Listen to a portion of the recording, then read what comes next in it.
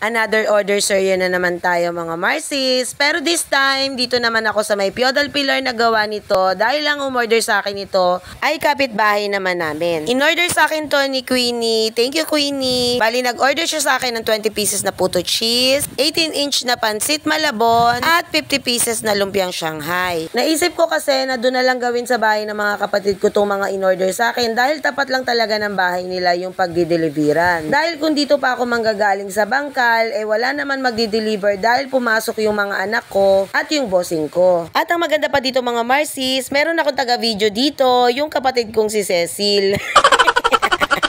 O diba, sobrang supportive ng mga kapatid ko at may taga-video pa ako at may nag-iilaw pa dyan.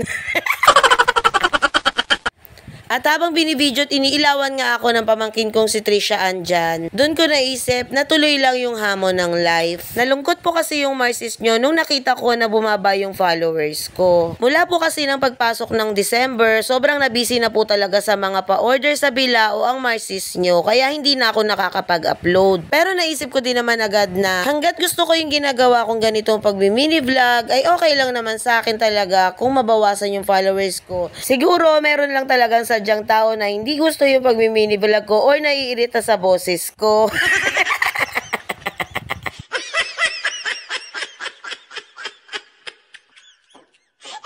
Basta gaya nga ng palagi kong sinasabi, basta't gusto ko yung ginagawa ko, hindi ko talaga to ihinto.